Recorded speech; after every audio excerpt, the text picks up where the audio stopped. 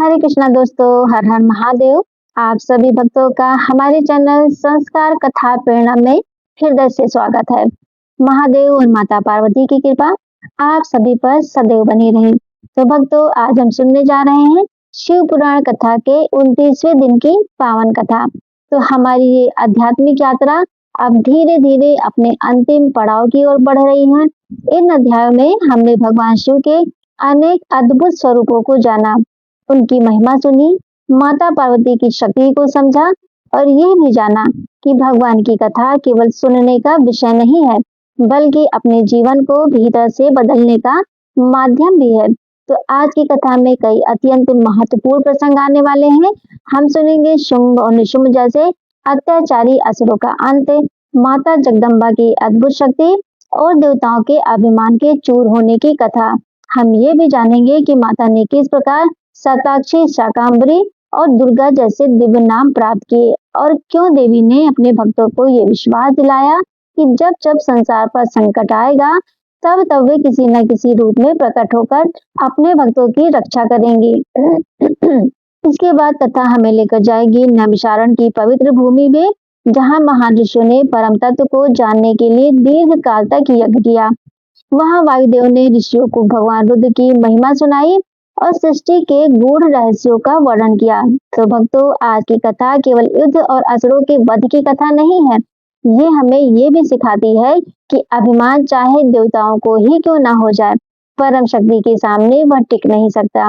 तो आइए कथा आरंभ करने से पहले भोलेनाथ के चरणों में प्रार्थना करते हैं कि हे महादेव, हमारी बुद्धि को सदैव सत्य के मार्ग पर चलने की प्रेरणा दीजिए, हमारे भीतर के अहंकार को दूर कीजिए और ऐसा हृदय दीजिए जिसमें आपके प्रति भक्ति, श्रद्धा और प्रेम कभी कम ना हो। तो आप सभी भक्त प्रेम से कमेंट बॉक्स में जरूर लिखिएगा हर हर महादेव। तो आइए श्रद्धा और विश्वास के साथ सुनते हैं शिव पुराण कथा के 29वें दिन की पावन कथा।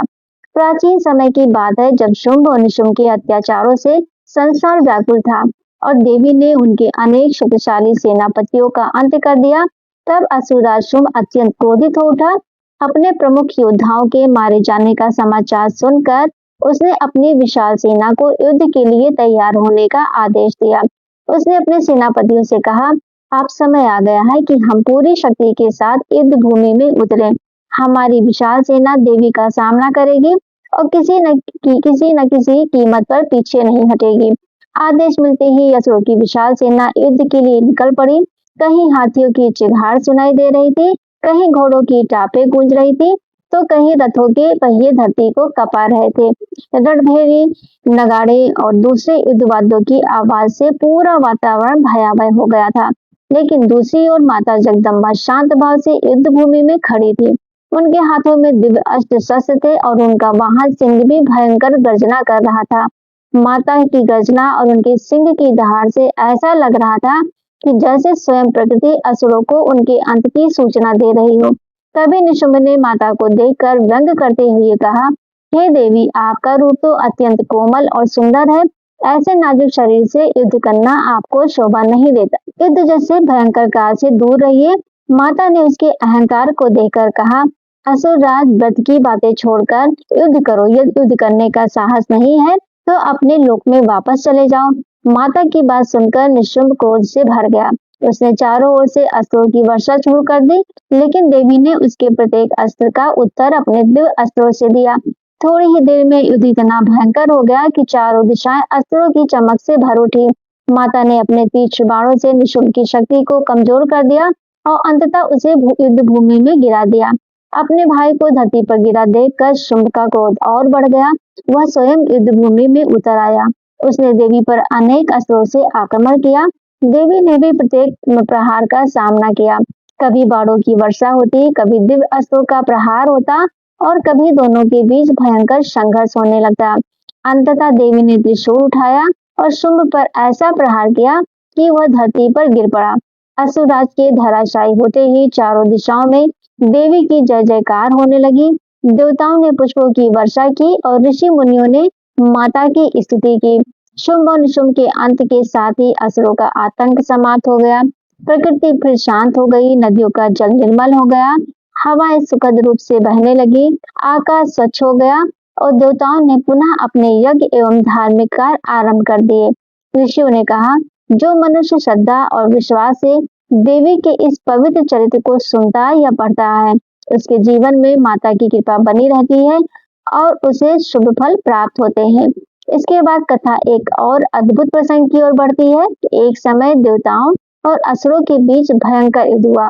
उस युद्ध में देवताओं की विजय हुई। विजय मिलने के बाद देवताओं के मन में अहंकार उत्पन्न हो गया।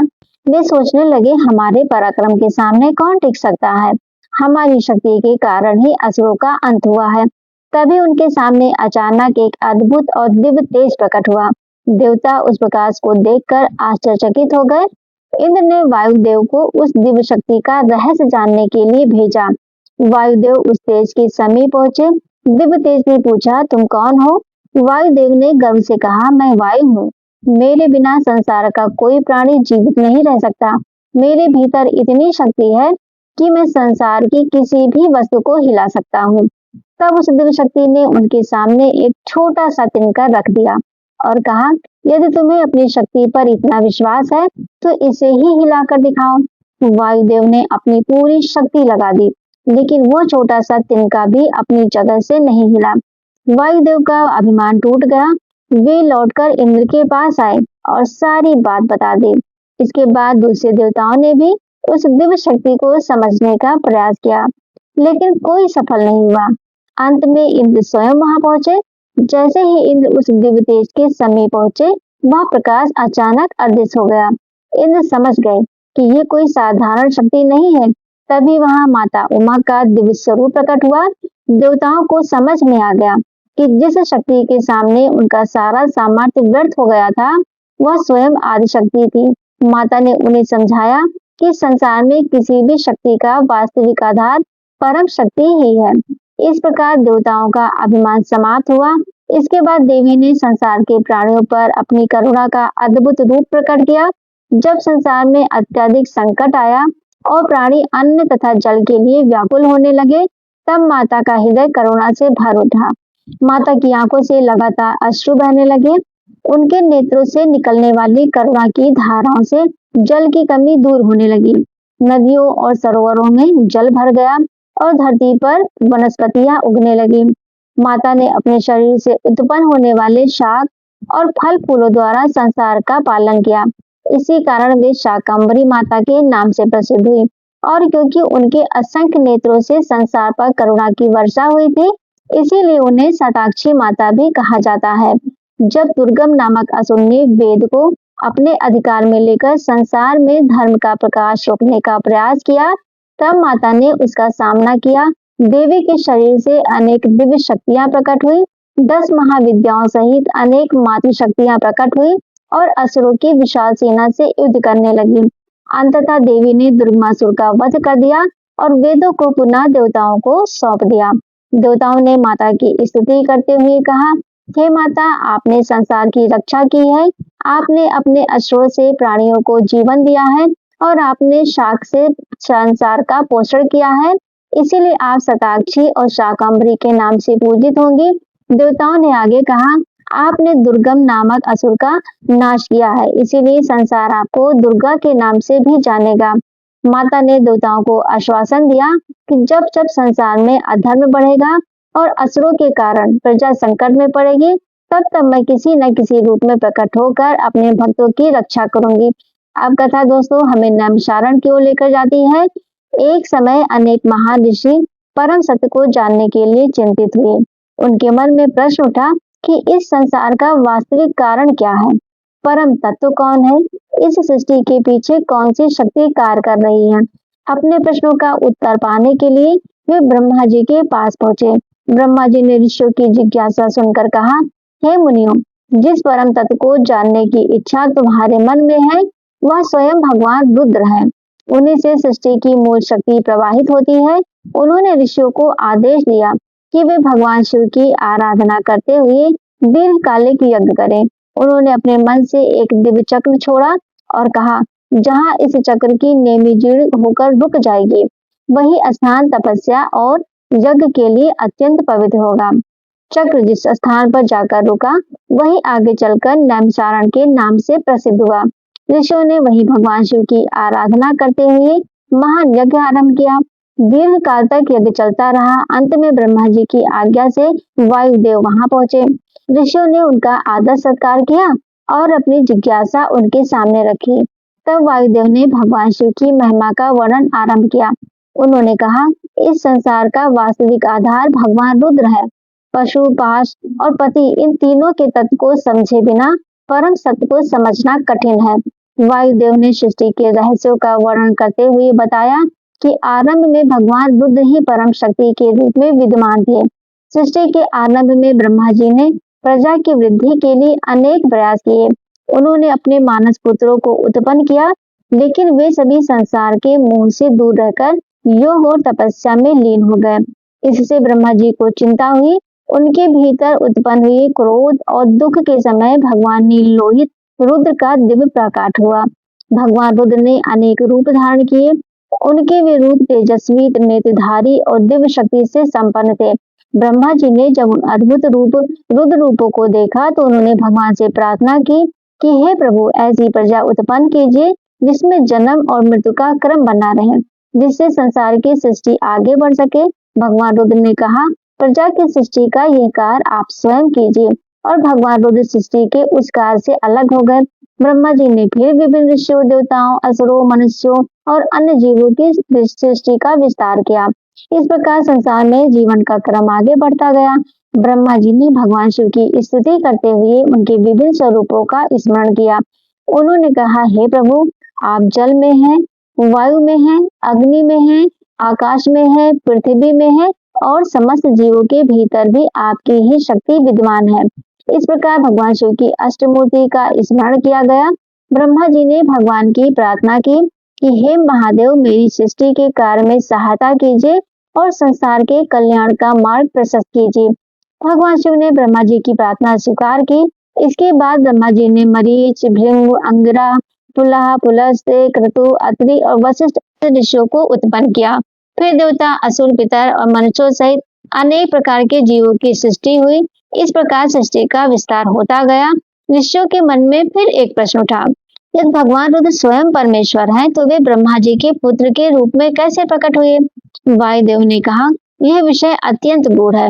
अलग अलग कल्पों में ब्रह्मा, विष्णु और रुद्र के प्रकाट की कथाएं अलग रूप से वर्णित होती हैं।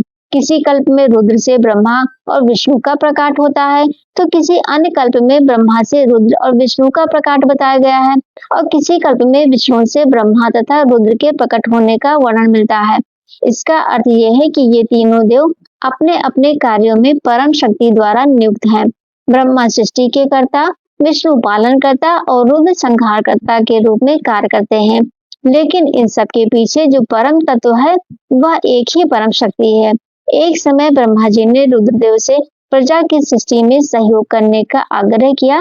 तब भगवान रुद्र ने अपने संकल्प से ऐसे दिव्य रुद्र गणों को प्रकट किया जो उनके सामने तेजस्वी थे। उनके शरीर पर जटाएं थी, वे त्रिनेत्रधारी थे और उनके भीतर मृत्यु का भय नहीं था। उन दिव्य रुद्रों ने समस्त लोगों को अपने तेज से भर दिया। उन्हें देखकर ब्रह्मा जी ने भगवान रुद्र से विनम्रता पूर्वक कहा, हे देवाधिदेव, ऐसी अमर प्रजा से संसार का समान जीवन चक्र आगे नहीं बढ़ पाएगा। कृपया ऐसी प्रजा की सृष्टि ना करें जिसमें जन्म और मृत्यु का क्रम ना हो।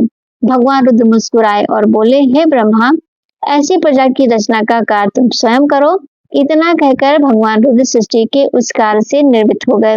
ब्रह्मा जी ने फिर संसार की विविध प्रजाओं की रचना का कार्य आगे बढ़ाया। इस प्रकार सृष्टि का क्रम चलता रहा। तो भक्तों, आज की कथा हमें बहुत सुंदर संदेश देती है कि शक्ति कितनी भी बड़ी क्यों ना हो, उसके पीछे परम शक्ति का होना आवश्यक है।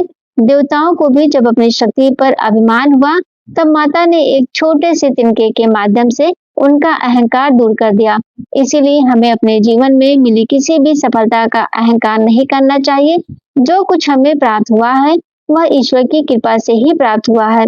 माता शताक्षी और शाकंभरी का प्रसंग हमें ये भी सिखाता है कि ईश्वर अपने बच्चों का दुख देखकर स्वयं व्याकुल हो जाते हैं। और भगवान शिव की कथा हमें ये विश्वास देती है कि जब मनुष्य सच्चे हृदय से भगवान का आश्रय लेता है, तब उसके लिए मुक्ति का मार्ग भी खुल जाता है। तो भक्तों, आज के शिव पुराण कथा के 29वें दिन की ये पावन कथा यही पूर्ण होती है। अगले अध्याय में हम सुनेंगे ब्रह्मा जी द्वारा भगवान शिव के अर्धनारीश्वर स्वरूप की स्तुति, उस दिव्य स्तोत्र की महिमा, भगवान शिव के शरीर से देवी के प्रकाट और देवी के भूमध्य से शक्ति के प्रकट होने की अद्भुत कथा। तो इसलिए अगली कथा सुनना बिल्कुल भी ना भूलिएगा। यदि आपको आज की कथा अच्छी लगी हो तो वीडियो को जरूर से जरूर लाइक करें, अपने परिवार और शिव भक्तों के साथ शेयर भी करें और हमारे चैनल संस्कार कथा प्रेरणा को सब्सक्राइब करके घंटी के बटन दबाना जरूर दबाइए, जरूर भूलिएगा नहीं। और कमेंट बॉक्स में प्रेम से लिखिए हर हर महादेव। भगवान भोलेनाथ और माता पार्वती की कृपा आप सब पर सदैव बनी रहे। तो फिर मिलते हैं दोस्तों, हर हर महादेव।